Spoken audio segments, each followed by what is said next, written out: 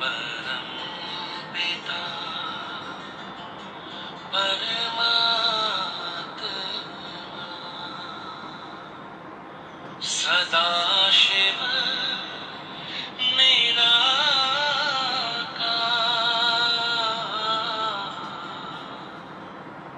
ओ आनंद के सागर तेरी महिमा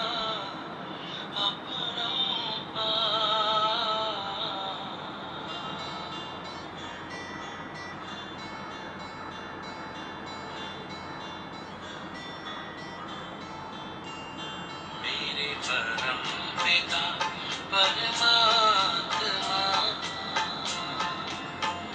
मेरे परम पिता परमात्मा सदाशिव निराकार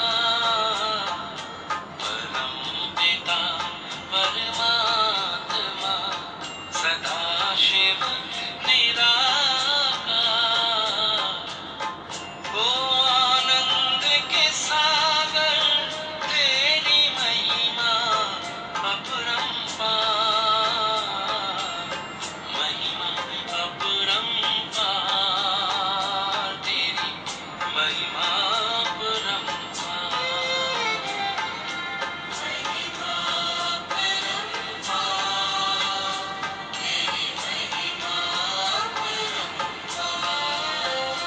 मेरे परम पिता परमात्मा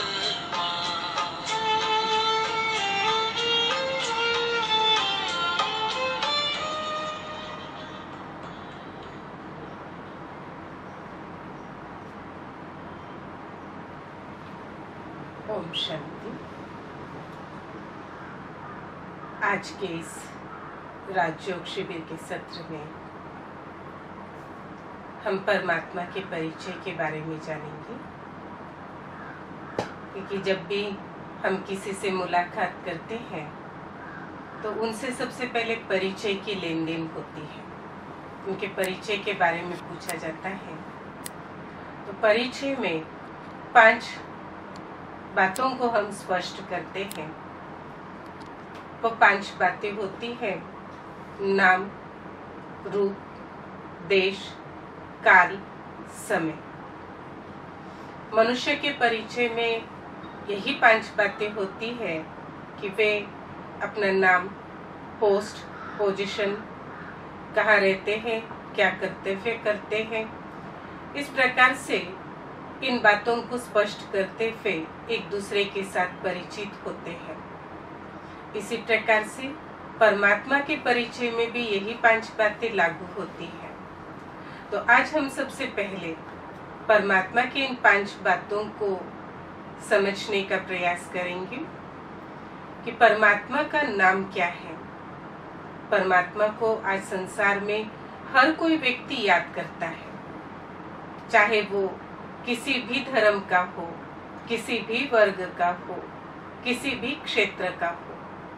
हर कोई व्यक्ति परमात्मा को अलग अलग नाम, अलग रूप से अपनी भावना के अनुसार याद करते हैं। कई लोग कहते हैं कि हम परमात्मा को नहीं मानते हैं, लेकिन प्रैक्टिकल अगर देखा जाए तो जब व्यक्ति बहुत तनावग्रस्त होता है या किसी गंभीर परिस्थिति में अगर उलझा हुआ होता है, तब चाहे अनचाहे, जाने या अनजाने में वे हे परमात्मा, हे भगवान, हे गॉड इन शब्द का प्रयोग करते हैं। स्पष्ट है, आप मन से या बुद्धि से उसे स्वीकार करो या न करो, लेकिन मन से उसे मुसीबत में याद करते ही है। तो परमात्मा एक ऐसी हस्ती है जिसका परिचय मनुष्य से भिन्न है। मनुष्य अपना परिचय देह के साथ जोड़ता है। देह का नाम, रूप, धर्म, देश, काल को स्पष्ट करता है, लेकिन परमात्मा का जो परिचय है वह एक अलौकिक परिचय है। इसकी अलौकिकता उसके नाम से ही स्पष्ट होती है। जैसे कि हम पहला देखेंगे परमात्मा के नाम के बारे में। परमात्मा का संपूर्ण नाम है परम पिता शिव परमात्मा। परम पिता अर्थात परम अर्थात श्रेष्ठ, जो संसार में सबसे परम है, सबसे श्रेष्ठ है, उसके ऊपर कोई हस्ती न हो, वह है परम पिता। पिता शब्द का जो स्पष्टीकरण है, वे सभी पिताओं से श्रेष्ठ पिता, उसे कहते हैं परम पिता। इस देह को जन्म देने वाले पिता से भी जो श्रेष्ठ है, सभी पिताओं के पिता, उसे परम पिता माना जाता है। परम पिता, इसका अर्थ शरीर के साथ जुड़ा हुआ नहीं है। जिस प्रकार शरीर के पिता शारीरिक रूप से ही होते हैं, मनुष्य है तो मनुष्य के पिता मनुष्य ही होंगे, जानवर का बच्चा जानवर के पिता की तरह ही होगा, पक्षी के भी बच्चे होते हैं तो वो पक्षियों की तरह ही होते हैं, उसके माता पिता उसी योनि के अनुसार होते हैं। लेकिन हम आत्माओं का जो पिता है, वे हमारे जैसा ही है, रूप में मुझ आत्मा की तरह ही वह ज्योतिर्बिंदु स्वरूप है, लेकिन कर्तव्य में वे परम है, श्रेष्ठ है, इसीलिए उसे परम पिता कहा जाता है। दूसरा शब्द आता है शिव। शिव अर्थात कल्याणकारी, इसलिए उसे कहा जाता है सदा शिव, सदा कल्याणकारी है, सदा सुख देने वाला है। तो कल्याण या सुख के लिए कोई धर्म नहीं है, कोई जाति का भेदभाव नहीं है। परमात्मा सबके लिए सुख का सागर है, सबके लिए कल्याणकारी है, इसलिए उसे सदा शिव कहते हैं। इसी के साथ जुड़ा हुआ है, उसे स्वयंभू भी कहा जाता है। स्वयंभू अर्थात स्वयं व रचयिता है, स्वयं स्वयं का रचयिता है, वह किसी की रचना नहीं है, इसीलिए भी वो सर्वश्रेष्ठ है। तीसरा शब्द उसमें आता है परमात्मा, परम आत्मा, अर्थात हम आत्मा से भी श्रेष्ठ स्थान पे है, इसलिए उसे परम आत्मा कहा गया है। हम आत्मा जन्म मरण के चक्र में आती है, हर सुख दुख की भोगनाएं भोगती है, लेकिन परमात्मा इन सभी भोगनाओं से मुक्त है, इसीलिए उसे परम कहा गया है।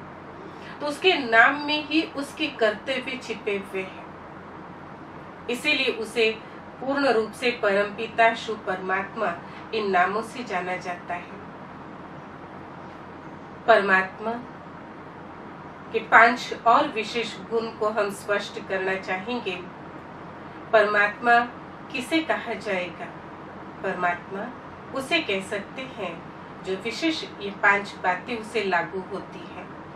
वे 5 बातें हैं: सर्वश्रेष्ठ, सर्वमान्य, सर्वज्ञ, न्यारा और प्यारा। ये 5 बातें जिसे लागू होती है उसे हम परमात्मा कहते हैं, जो सभी शक्तियों का दाता है, सर्वशक्तिमान अर्थात सभी शक्तियों का दाता है, इसलिए उसे सर्वशक्तिमान कहते हैं। और उसकी शक्ति विश्व के लिए समान है, क्योंकि वह सबको देता है, इसलिए सर्वशक्तिमान का प्रयोग किया गया है। तो जब हम सर्वशक्तिमान कहते हैं तो लोग समझते हैं, लोगों की ये भ्रांति है कि अगर वो सर्वशक्तिमान है तो वो जो चाहे सो कर सकता है, वो मृत को भी जीवित कर सकता है, असंभव कार्य को भी संभव कर सकता है। लेकिन नहीं, परमात्मा शक्ति का स्रोत है, ये कार्य मनुष्य भी कर सकते हैं, लेकिन परमात्मा वो कार्य करता है जो इस संसार में कोई मनुष्य नहीं कर सकता, इसीलिए उसे सर्वशक्तिमान कहा गया है। एक कहानी इसके ऊपर मैं आपको सुनाना पसंद करूंगी कि परमात्मा सर्वशक्तिमान है। इस शब्द को जब बादशाह ने सुना तो बीरबल को सवाल किया कि हे बीरबल, गीता में ये महावाक्य है कि जब जब धर्म की ग्लानि होती है तब तब परमात्मा इस सृष्टि पर अवतरित होकर के मनुष्य आत्माओं को पतित से पावन बनाने का दिव्य कर्तव्य करते हैं। जब वो सर्वशक्तिमान है तो क्यों नहीं वो ऊपर बैठ के ही कार्य कर रहा हो, क्यों नहीं करता है? तो बीरबल ने कुछ समय की मोहलत उससे मांगी कि बादशाह, मुझे कुछ समय दीजिए, मैं आपको आपके सवाल का जवाब अवश्य दूंगा। तो बीरबल ने दूसरे दिन जवाब देने की तैयारी शुरू की। तो क्या तैयारी शुरू की? बीरबल बहुत चालाक था, युक्ति युक्त राजा को जवाब देना था, इसलिए बीरबल ने राजकुमार का पुतला बनाया, मोम का एक पुतला बनाया, और जिस रास्ते से राजा और बीरबल अपने सैनिकों के साथ रोज प्रभात फेरी पे निकलते थे, उस रास्ते पर एक कुआं आता था। उस कुएं के आसपास कुछ लोग रहते थे, तो उन लोगों को वो पुतला सौंपा और कहा, जब मैं और राजा कल इसी रास्ते से यहाँ से गुजर रहे होंगे तो कुछ दूरी पर आप इस पुतले को पानी में फेंक देना। तो जैसे बादशाह का मान था, उतना ही उस राज्य में बीरबल का भी सम्मान करते थे, मान देते थे। तो हाँ जी कहा, प्रजा ने हाँ जी जवाब दिया। और नेक्स्ट डे उसी सेम टाइम पे जब राजा अपने सैनिकों के साथ बीरबल के साथ जब चल रहे थे तो उस समय राजा ने देखा कि कुछ लोगों ने मेरे पुत्र को पकड़ के रखा है और कुएं में फेंकने की ओर जा रहे हैं। ये देखते ही राजा बिना सोचे समझे दौड़ पड़े।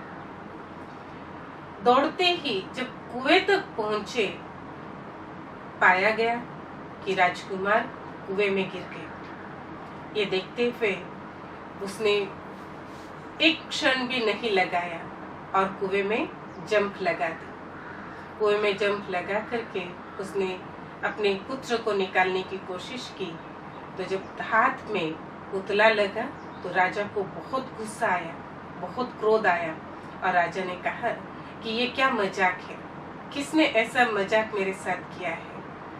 तो बीरबल ने कहा, राजा आप पहले ऊपर आइए, आपके सवाल का जवाब मैं अवश्य दूंगा। तो बीरबल ऊपर आए, पुतला भी ऊपर निकाला गया। तो राजा को बीरबल ने जवाब दिया कि राजा क्षमा चाहता हूँ इस मजाक के लिए, लेकिन ये आपके कल के सवाल का जवाब था। अब मुझे आप इस बात को क्लियर करने के पहले मुझे एक सवाल का जवाब दीजिए। वे सवाल था बीरबल का राजा के प्रति कि आप राजा हो, आप हुक्म कर सकते थे कि जाओ मेरे बच्चे को बचाओ। मैं आपके साथ था, आपके नौकर साथ में थे, सैनिक साथ में थे, आपने ऐसा नहीं किया। आप खुद क्यों दौड़े, खुद क्यों कुएं में जंप लगाई?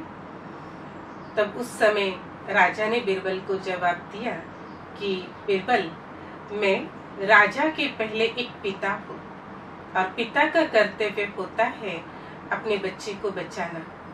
इसलिए मैंने पिता होने के नाते बिना सोचे समझे मैं दौड़कर इस कुएं में जंप लगा दी। तो बीरबल ने कहा कि राजा, यही हम मनुष्यों का और परमात्मा का संबंध है।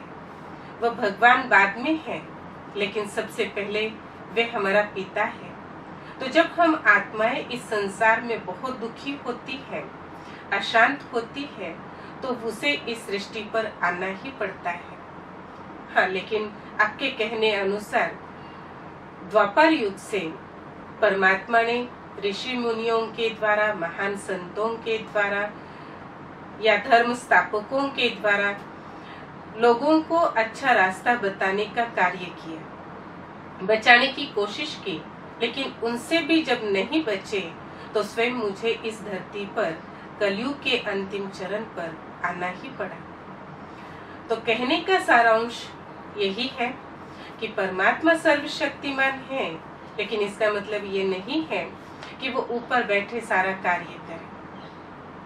वह इस धरती पर आकर पर काया प्रवेश कर हमें पतितों को पावन बनाने का कार्य करते हैं।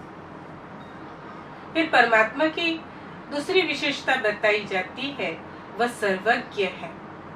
सर्वज्ञ का अर्थ होता है वे सर्व गुणों का, सभी सृष्टि के आदि मध्य अंत का ज्ञाता है। यज्ञ सर्वज्ञ, जो शब्द है ज्ञ, वह ज्ञान का प्रतीक है। तो इसीलिए परमात्मा ज्ञान का सागर है, गुणों का भंडार है। इस प्रकार से उसकी महिमा की जाती है कि परमात्मा शांति का सागर है, सुख का सागर है, आनंद का सागर है, प्रेम का सागर है। उसकी शक्ति की तुलना सागर से की जाती है। सृष्टि के आदि मध्य अंत का ज्ञाता होने के कारण उसे सागर शब्द से ही बोध किया गया। इसी प्रकार से परमात्मा सर्वमान्य है। सभी धर्म की आत्मा उसे मानती हो, वह है सर्वमान्य। अगर हम देवताओं को ले तो श्री कृष्ण देवता है, श्री राम जी देवता है, तो इसे हम हिंदू ही मानेंगे, मुस्लिम नहीं मानेंगे या और धर्म के नहीं मानेंगे। परंतु परमात्मा वो है जो सर्वधर्म सर्व वर्ग उसे मानता हो। इसीलिए ही उसके स्वरूप में निराकार शब्द का प्रयोग किया गया है। ये परमात्मा एक निराकार है, उसका कोई शरीर नहीं है और निराकार होने के कारण उसका कोई विशिष्ट प्रकार का शारीरिक साकार स्वरूप न होने के कारण वह सर्वमान्य है। इसी प्रकार से सर्व से न्यारा और सर्व का प्यारा भी कहा गया है। हम सबसे अलग होते हुए भी हम सबका वो प्यारा है। हम अगर संगठन में नहीं रहेंगे, एकजुट होकर के अगर नहीं रहते हैं, तो हम कहते हैं कि हम सबके प्यारे नहीं बन सकते। लेकिन परमात्मा वो है कि हम सबके बीच में नहीं है, हम सबके बीच में न होते हुए भी हम सबका प्यारा है। इसलिए उसे कहा जाता है सबसे न्यारा भी है तो सबसे प्यारा भी है। इस प्रकार से ये 5 बातें उसी निराकार परमात्मा को लागू होती है। ये 5 बातें न किसी देवताओं को लागू होंगी, न किसी धर्म स्थापकों को लागू होती हैं, न किसी धर्मात्मा को लागू होती है, न ही कोई साधारण मनुष्य को लागू होती है। इसलिए परमात्मा सबसे अलग है, निराला है। ये उसकी महिमा किसी देवताओं से लागू नहीं होती, इसलिए वो भिन्न है। नेक्स्ट चरण में हम जानेंगे परमात्मा, देवता और मनुष्य, इन तीनों में क्या अंतर है।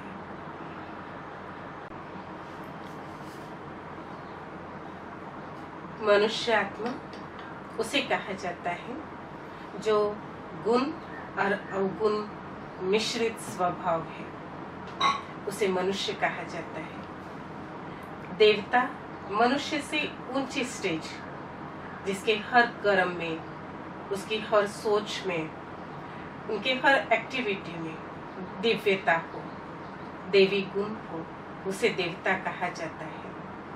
और देवताओं को इतना सर्वगुण संपन्न बनाने वाला, इतना श्रेष्ठ बनाने वाला, इतना सुंदर चरित्रवान व्यक्तित्व बनाने वाला कौन? तो उन देवताओं की रचना जो है उसका रचयिता है स्वयं परम पिता परमात्मा, जिसे कोई बनाने वाला नहीं है। तो परमात्मा से नीचे देवताएं हैं, देवताओं से नीचे मनुष्य है। जब मनुष्य की कैटेगरी आती है तो हम कहते हैं हम मनुष्य हैं, अर्थात गुण और अवगुण हमारे मिश्रित हैं। लेकिन हमसे जो श्रेष्ठ देवताएं हैं तो उन्हें हम पूजते हैं, उनका गायन करते हैं, उनका स्मरण करते हैं, क्योंकि वो देवी गुण संपन्न है, हम उन्हें आदर्श मानते हैं। इसलिए मानवीय उद्देश्य हमारा होना चाहिए कि नर ऐसी करनी करे जो श्री नारायण समान बने, नारी ऐसी करनी करे जो श्री लक्ष्मी समान बने। ये देवताई उद्देश्य हमें परमात्मा से प्राप्त होता है। परमात्मा ने इस सृष्टि की बहुत सुंदर रचना रची थी। एक देवताई सृष्टि का निर्माण किया था, लेकिन वही संस्कारों के साथ मनुष्य ने इसी युग को कलयुग बना दिया अपने अवगुणों के आधार पर। तो ऐसे सर्वश्रेष्ठ परम पिता परमात्मा को हम जब याद करते हैं तो उसकी याद से हमारे मन में एक सात्विक भाव, सात्विक विचारों का प्रकंपन तैयार होते हैं, विचार क्रिएट होते हैं। इसीलिए ही सबसे पहले हमें यही बताया जाता है कि आप में और परमात्मा में क्या संबंध है। तो मैं समझती हूँ कि आप सबको ये बात स्पष्ट हुई होंगी कि परमात्मा और मुझ आत्मा में जो संबंध है वे पिता और पुत्र का है।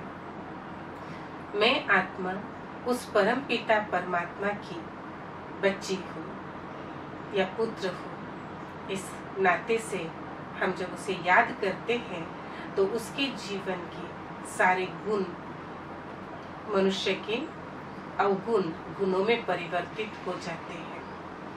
यही अंतर है मुझ आत्मा और परमात्मा में। दूसरी बात ये भी कही जाती है कि हिंदू, मुस्लिम, सिख, ईसाई आपस में है हम सब भाई भाई। तो हम किस नाते से भाई भाई हैं? तो परम पिता परमात्मा पिता के नाते से हम मनुष्य आत्मा सब भाई भाई हैं। भाई हम धर्म के नाते से नहीं, कर्म के नाते से नहीं, खून के नाते से नहीं, लेकिन हम भाई है आत्मिक नाते से। ये संसार उस परमपिता परमात्मा का है और हम सब उसके बच्चे हैं। तो इसी अर्थ से हम परमपिता परमात्मा की संतान आपस में सब बहन भाई हैं। जब हम सब आपस में बहन भाई है, परमात्मा एक है, तो परमात्मा को आज अलग अलग नाम रूप से क्यों याद करते हैं? तो उस पिक्चर में हम देखेंगे कि परमात्मा के भिन्न भिन्न नाम, रूप और कर्तव्य के आधार से उसकी भिन्नता क्या है। तो परमात्मा सर्व आत्माओं का पिता है। उसे रामेश्वर भी कहा गया है। रामेश्वरम अर्थात राम का भी जो ईश्वर है उसे कहते हैं रामेश्वरम। अमरनाथ, जिसने ज्ञान की अमर कथा सुनाई उसे कहते हैं अमरनाथ। इस अमर कथा को सुनकर आत्मा अमर पद को प्राप्त करती है, इसलिए उसे कहा जाता है अमरनाथ। विश्वनाथ, विश्व में आकर उसने विश्व में शांति दी, इसलिए उसे विश्वनाथ कहते हैं। पशुपति नेपाल, पशु तुल्य मनुष्यों को देवतुल्य बनाया, इसलिए उसे कहते हैं पशुपति नाथ। सोमनाथ, जिसने ज्ञान का सोमरस पिलाया और जिस ज्ञान सोमरस से मनुष्य देवता समान बना, वे है सोमनाथ।